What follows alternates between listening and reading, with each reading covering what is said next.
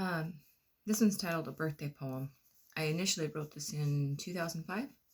Kind of figured I'd always end up revising it.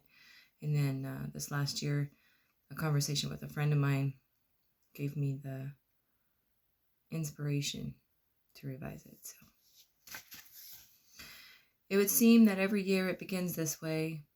Life, the slow burning pyre fades a little every December, and I can do nothing but mourn every spark that flickers in its vanishing.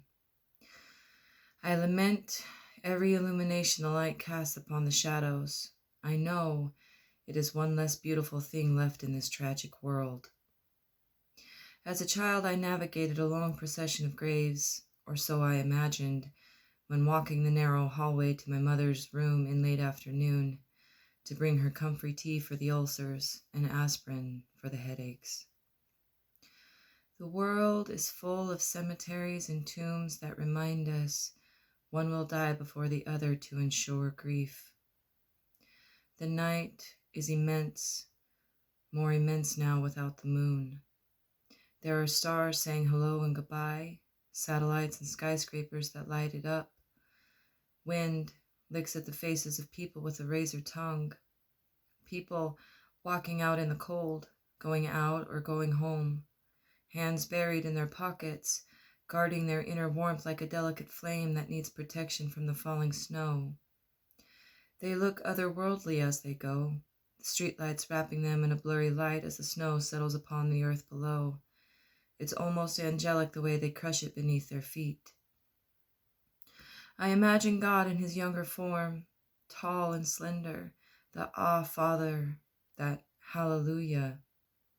Created mountains way off of the beaten path, so he could walk along their snow-capped peaks in silence, so he could wander alone, though not lonely, in the stillness of their valleys, in the peace of their darkness, under ink-black skies spackled with snowflakes and stars.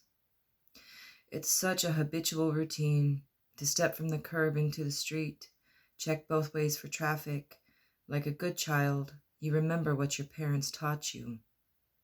Somehow all of this comes to me, across the distance of life and death, from the beginning of the universe to its end, of mile after mile of memory, blacktop and cement.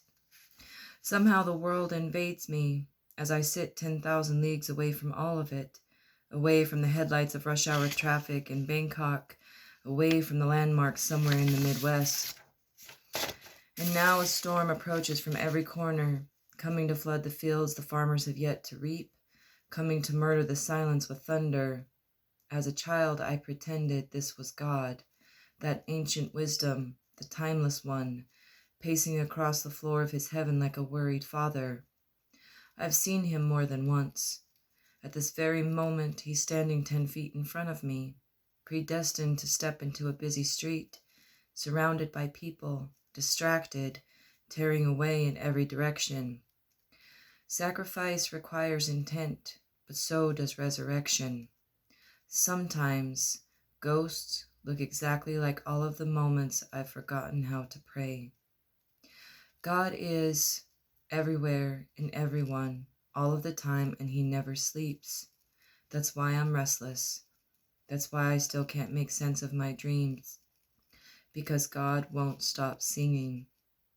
I see all of it, the world revolving on a spindle, people neglected like yesterday's newspapers. I hear them in my thoughts, what they fear, who they love, the depth of their longing. I feel their loneliness across the chasm of regret that always fills me with great ideas of dying, like I could stand atop the ruins of their disenchanted lives and jump without ever considering the alternative to just take flight. It's times like these that if I feel any warmth at all, it's merely a space heater that only warms one corner of the room, where I sit by a painted shut window, watching a birthday moon finally break over the horizon, as December fills my vessel with yet another year. It's times like these that break my heart into shards. Memories, though weightless, are like a blanket of snow smothering the earth.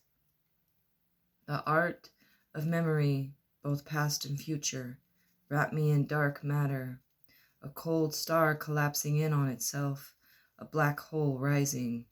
I fill and I fill that space, that void, that vastness with absolutely everything. I am in the world.